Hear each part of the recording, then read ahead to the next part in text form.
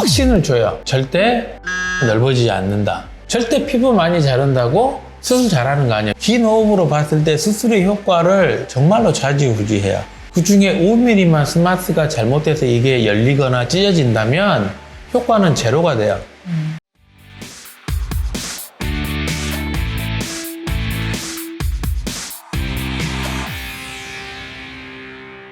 안녕하세요. 라범생의 원장 김태현입니다. 라범튜브 의상입니다. 원장님, 요즘 그 안면거상 수술을 저가로 내세우는 병원들이 많아지면서 이제 싸다는 이유로 아무 데서나 수술을 하고 망치고 오시는 분들이 많은데요. 오늘은 라범성외과 김태현 원장님과 이 실패 없는 안면거상을 위해서 꼭 고려해야 하는 4가지 핵심 요소를 이야기해 보도록 하겠습니다. 첫 번째는 이제 절개 흉터라든지 위치, 헤어라인 앞쪽으로 절개를 하느냐, 헤어라인 뒤쪽으로 절개를 하느냐, 이제 여기부터 우리가 생각을 좀 해봐야 되거든요. 그 각각에 대한 어떤 장단점을 우리가 생각을 해봤을 때 의사는 이제 내가 생각했을 때는 이게 더 합리적이야, 이게 더 좋은 것 같아 라고 생각하면 그쪽을 따라가게 돼 있어요. 저 같은 경우는 이 헤어라인 앞쪽으로 하는 것보다는 뒤쪽으로 하는 거를 선호를 하거든요.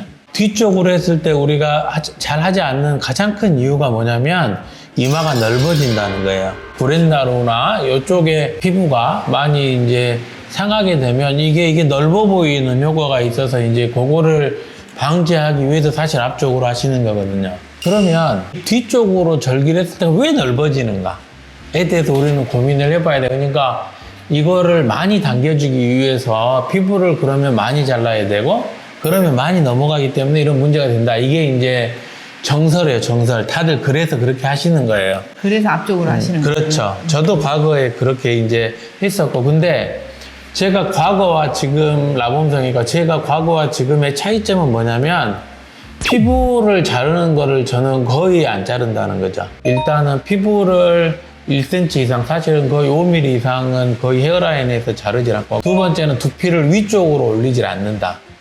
이제 이런 이유 때문에 저는 이제는 뒤로 하는 거예요. 그럼 헤어라인으로 했을 때 이제 제가 생각하는 문제. 저는 헤어라인으로 하면 나는 이런 것 때문에 하지 않는다. 첫 번째 흉터죠, 흉터. 특히 이제 미국 백인들에 비해서 동양 사람들은 약간 피부가 두껍고 피지선이 더 발달되어 있기 때문에 이게 흉터가 생길 어떤 찬스가 더 많아요. 그러니까 흉터가 보일 가능성이 더 많기 때문에 저는 첫 번째는 결국에 앞에서 이렇게 헤어라인을 자르고 들어가면 어디서부턴가는 뒤로 들어가 줘야 돼요. 그렇죠. 그러면 그 아래쪽에 있는 브렛나루는 다 날아갈 수밖에 없거든요. 어차피. 그러니까 브렛나루가 날아가요. 그래서 보기가 싫어요. 그래서 이제 어떤 분들은 그게 날아가니까 너 싫으면 거기에 뭐 바래식을 해라 이렇게 이야기하시는 원장님도 계신데요. 헤어라인 절개를 하면 결국에는 흉터를 조금 숨기고 싶기 때문에 약간은 잔털을 깔고 가요. 잔털을 이렇게 한꺼번에 같이 잘라주게 돼요. 그래서 잔털이 없어지면 저는 조금은 부자연스러운 것 같아요. 그래서 저는 그런 3가지 이유로 절개는 항상 헤어라인 뒤쪽으로 합니다. 거기에서 이제 저는 환자들한테 확실하게 확신을 줘요. 절대 이마는 넓어지지 않는다. 이 정도로는 문제가 되지 않기 때문에 이렇게 하시는 게 맞다. 옆열골이 안 넓어진다. 혹시 그게 약간은 어쨌든 잘라주니까 5mm 정도 넓어진다고 해도 그게 그 정도로 그렇게 넓어 보이지가 않고, 혹시라도 그게 정말로 싫으신 분들은 모발이식 하시면 되죠. 그런 분들은 뒤로 하든 앞으로 하든 모발이식 하세요. 네. 두 번째는 이주절개. 이주절개를 할 때 항상 우리는 뒤 안쪽으로만 하려고 해요. 그러면 외국 사람한테는 맞아요. 왜냐면 피부가 얇으니까. 근데 사실 동양 사람들은 피부가 두껍기 때문에 피하 지방이 두껍고, 이주로 절개를 했을 때 사실은 이 모양을 만들기가 참 쉽지가 않아요. 저는요? 뒤로 했죠. 뒤로 했어요. 그러니까 그냥 기본적으로는 뒤로 하는데, 뒤로 했을 때 이제 문제점이 뭐냐면 이주를 어떻게 잘 만들어주느냐. 그렇죠. 이게 굉장히 중요해요. 왜냐면 이주를 잘 만들어주지 않으면 흉이 생기면 이주를 이렇게 당겨버려요. 이렇게 당겨요. 뭐 저 환자 중에서 어떤 분은 그 안면거상 후에 이어폰을 못 꼽으시는 분이 있어요. 이어폰이 빠질 것 같아요. 이게 걸리는 게 없으니 이게 잡아줘야 돼. 잡아주지 못하니까. 네, 그러니까 이주를 수술을 할 때도 혹시 뒤쪽으로 하게 되면은 요거를 잘 교정을 해줘야 돼요. 또 세 번째는 이제 어쨌든 피부를 제거하는 거.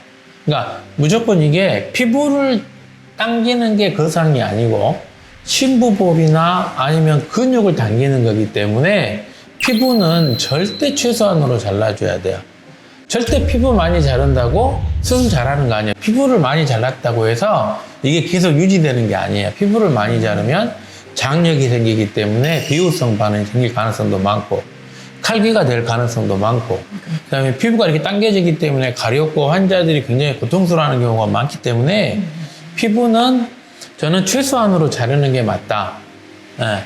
그래서 이제 이런 거를 다 생각을 해서 이제 수술을 결정을 하시는 게 저는 좋겠다. 첫 번째 이제 절개 부위에 대한 그렇죠. 얘기를 네. 해주셨고 이제 네. 두 번째는 이제 두 번째는 이제 열고 들어갔어.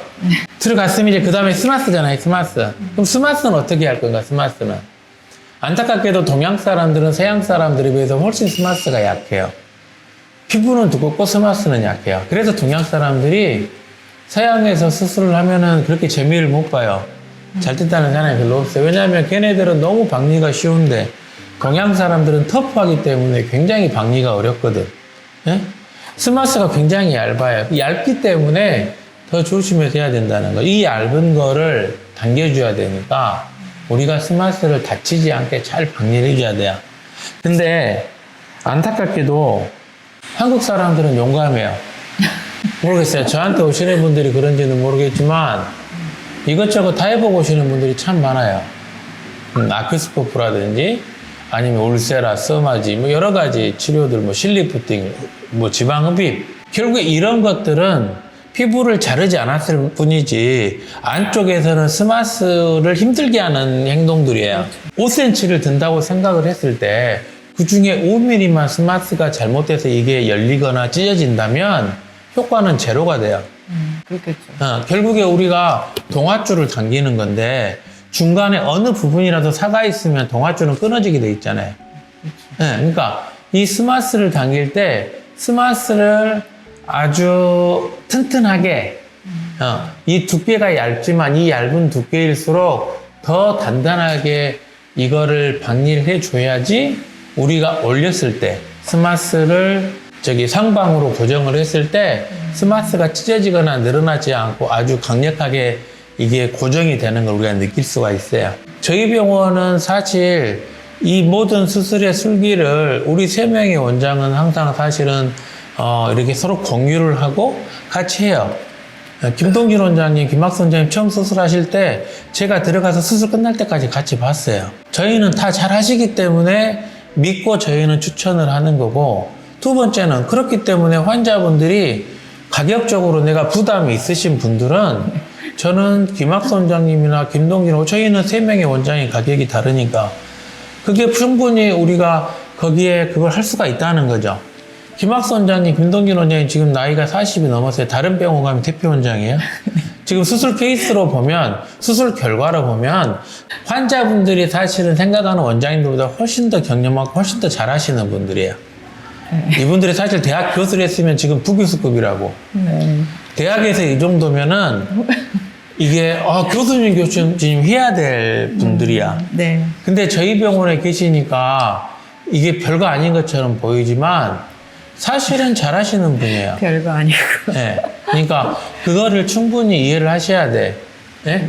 나한테 할 거 아니면 다른 데 가서 좀 싸게 해야지. 저희 원장님들 훨씬 잘하세요. 네, 그러면 세 번째 핵심 요소는 뭐가 있을까요? 이제 세 번째는 이제 스마스를 열고 들어갔으니까 그 다음에 심부볼이죠, 심부볼. 제가 항상 환자들한테 오시면은 그 강조하고 이야기 드리는 게 있어요. 우리는 어디가 처졌나? 우리는 어느 부분이, 우리가 볼이 처졌다고 하잖아요, 볼이. 광대가 처졌다고 그래요? 그렇진 않아요. 광대에 있는 지방은, 광대에 있는 살들은 광대뼈에 아주 단단하게 붙어 있기 때문에 이거 처질 수 없어요. 그리고 이 중간에 유지인대가 있기 때문에 유지인대 뒤쪽에 있는 게 앞으로 처질 수가 없어요. 처지는 거는 그 앞쪽, 유지인대 앞쪽에 있는 심부볼. 그래서 심부볼을 당기는 게 굉장히 중요해요. 그럼 심부볼은 어디에서 떨어지는 건가? 심부볼은 광대뼈보다 더 깊숙이 있기 때문에 심부볼이에요. 이거를 당기느냐 안 당기느냐가 향후에 롱텀하게 봤을 때, 그러니까 긴 호흡으로 봤을 때 수술의 효과를 정말로 좌지우지해요.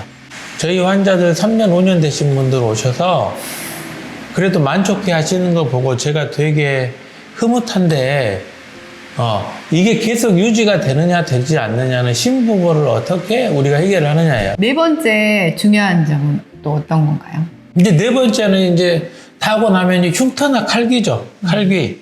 보통 이제 병원에 재수술하러 오시는 분들 이야기하시는 게 칼귀 이야기. 그러니까 결국에 칼귀가 됐다는 거는 피부만 당겼다는 거예요, 사실. 그러니까 칼귀가 되신 분들은 대부분 흉터가 벌어져 있고, 흉터가 많이 생겨 있고, 예, 귀가 이렇게 아래쪽까지 쭉 내려가 있고, 그거는 피부를, 스킨만 당겼기 때문에 되는 거. 물론, 스마스를 당겼다고 하시겠지만, 그 스마스가 제대로 안 당겨져 있고, 스마스가 사실은 두껍게 아주 튼튼하게 잘 안 당겨져 있기 때문에 다시 내려가는 거거든요. 물론, 수술하지 않아도 칼귀가 돼 있는 분들이 있어요. 피부 자체가 너무 약하신 분들, 이런 분들은 제가 해도 그렇게 잘 안 올라가시는 분들은 물론 칼귀처럼 이렇게 내려가 있는 건 아니지만 약간 칼귀처럼 보이시는 분들이 있어요. 그런 분들은 똑같이 그건 어쩔 수 없는 거예요. 그거는 체질이니까. 근데 체질이 아닌 경우에는 나는 원래 칼귀가 아니었는데 수술하고 났으니까 칼귀가 됐어. 이런 것들은 좀 문제가 있는 거죠. 활경근, 활경근이나 스마스는 똑같은 거니까 그게 얼마만큼 잘 박리가 당겨졌는가. 그게 첫 번째 가장 중요하고, 두 번째는 이제 귓볼을 어떻게 고정했는가. 이제 귓볼 고정하는 것도 사실은 그 방법이 있어요. 저만의 방법이 있고, 제가 과거에 이제 책에 나온 대로 귓볼을 고정을 했었는데, 그렇게 했더니 다시 내려가는 경우도 많고 조금 있는 것 같아서, 제가 이제 만든 컨셉이 있어요, 컨셉. 귓볼이란 무엇인가? 거상이란 무엇인가? 그래서 저는 귓볼을 제가 이렇게 만들어주는 저만의 방법이 있어요. 이제 저희 병원 원장님들은 그렇게 하시는데, 그렇게 해서 사실은 귓볼이 사실 너무 올라가거나 약간 말려 보인다고 해서 귓볼을 교정하는 경우는 있어도 대부분 그게 칼귀가 돼서 다시 내려가서 문제가 되는 경우는 거의 없는 것 같아요. 네, 네, 알겠습니다. 네. 제가 생각해도 이제 원장님이 지금까지 말씀하신 이 네 가지 이런 것들을 종합적으로 고려해서 정확하고 정교한 수술이 이루어져야 될 것 같아요. 맞아요. 네. 근데 이제 저렴한 곳은 이 중요한 것들을 다 빼고 대충 수술하고 그만큼만 돈을 받는 것 같거든요. 그래서 그만큼만 받으면 착하신 건데, 더 받는 게 저는 문제가. 돈대로 받고 이제 네. 수술을 조금은 엉망으로 하면 그게 더 문제인 거지. 예. 알겠습니다. 오늘은 나봄성형외과 김태원 원장님과 이 실패 없는 안면 거상을 위해서 꼭 짚어야 할 핵심적인 네 가지 요소에 대해서 알아봤습니다. 오늘 영상도 도움이 되셨다면 구독, 좋아요. 부탁드리겠습니다. 네, 감사합니다. 감사합니다.